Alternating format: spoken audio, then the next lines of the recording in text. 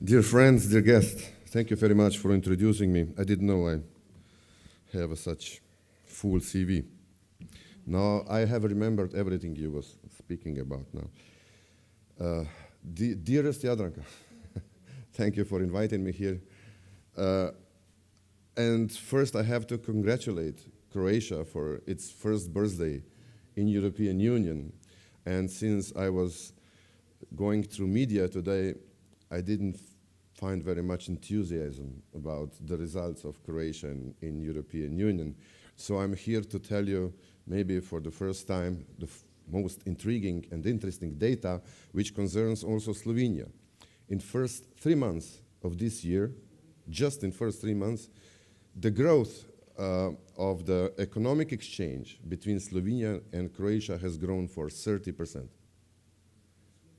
If that's not big, that I don't know what big is. 30% of growth only because, I guess, Croatia entered European Union and the flows of goods are much easier. So this is a big result for exporters in Slovenia and Croatia.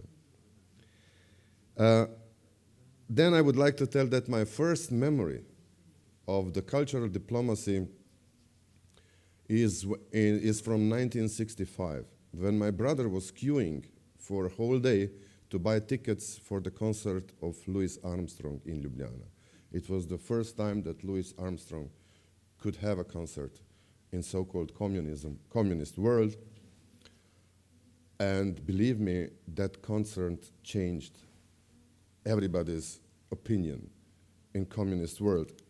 And it was a big turnover, and Yugoslav communism forever turned different of all others. Not because of Louis Armstrong, but also because of Louis Armstrong.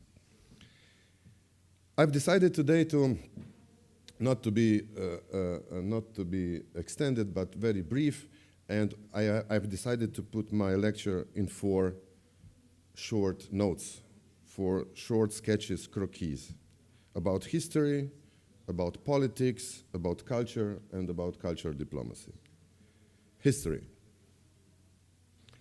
What do we learn from history? My personal opinion is, my personal memory is that when I was 10, my grandfather asked me, how was the World War I taught in my school? Since it was the time of Yugoslavia, I told him that the, I quote now, heroic Gavrilo Princip shot Franz Ferdinand to free the nations of Austro-Hungarian Empire from slavery. My grandfather was totally upset by such an answer, because he fought for his Kaiser, Franz Josef, against Italians at the Socha River, where thousands of Slovenians died for their then homeland, Austria.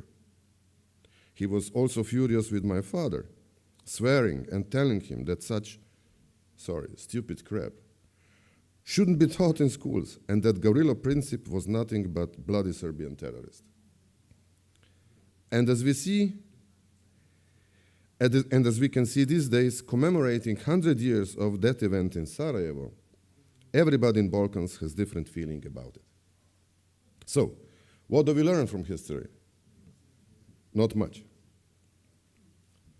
Or as great Talleyrand would say, if people would understand everything, there would be no history. Second, politics. In the Balkans, politics is exactly the quintessence of its definition. It is the lack of military conflict or war, so it is good. Politics is good as it means discussing, in Balkans vividly mostly, but still discussing in peace. But something that you will not find in the Balkans, or very rarely, is compromise. And that is a problem, because politics, as life as well, is about making compromises almost every day.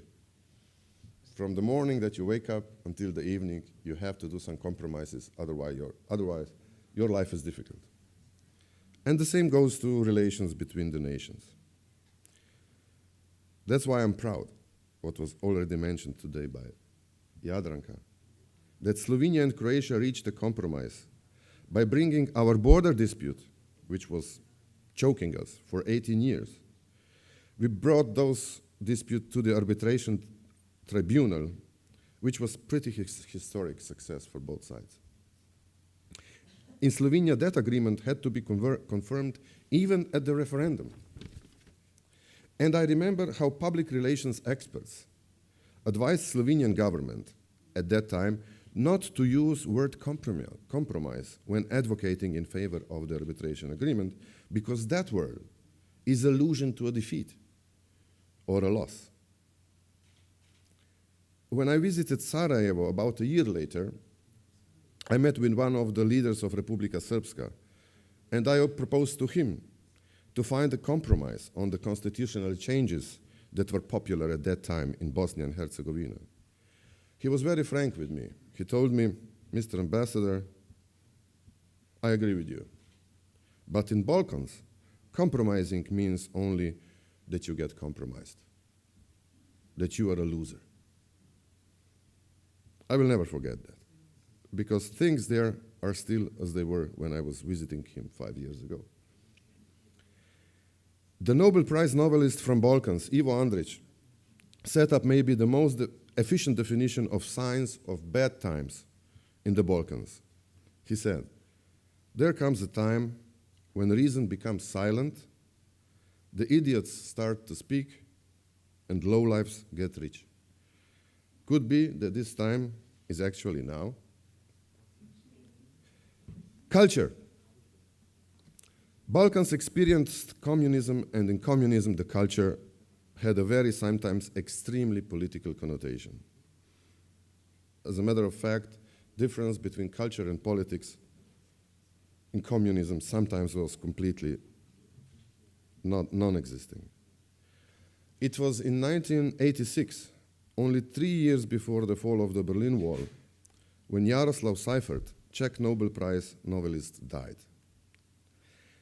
Since Seifert was a dissident, then Czech president Gustav Husak sent his telegram of condolences not to the Seifert's family, but to the then Minister of Culture of Czechoslovakia.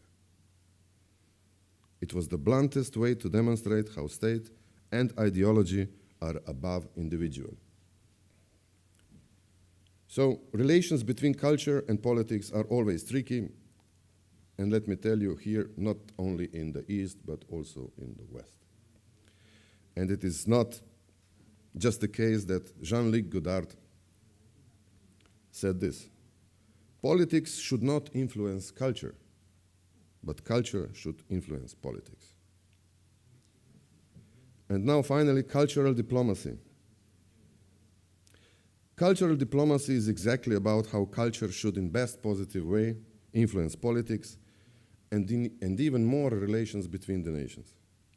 Reconnecting the Balkans with infrastructure, roads, railways, energy, etc. is of course important. And we are doing this.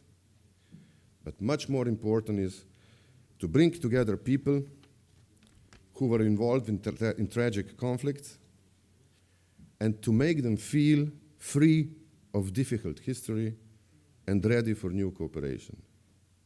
Because the force of memory is important, but the force of forgiving is even more important. We have new roads, new streets, new houses in Vukovar, but we still have old fears among the people. Serbian and Croatian kids are still going to separate classes. Cyrillic is still only being introduced. I have no recipes or big ideas about how to proceed there, but I still remember that concert of Louis Armstrong in Ljubljana. So it would be maybe swell to have a common concert of Serbian and Croatian philharmonics in Vukovar. If we can have it in Zagreb, Ljubljana, and Belgrade, why not do it out of the capitals? Why not do it in Vukovar? Or even more of those concerts. Or meeting of writers, poets from all over of ex-Yugoslavia. And introduced it through cultural diplomacy in that city that has suffered so much. And let me finish with the statement that sometimes a good concert can bring immensely more than hundreds of politicians' visits. Thank you very much.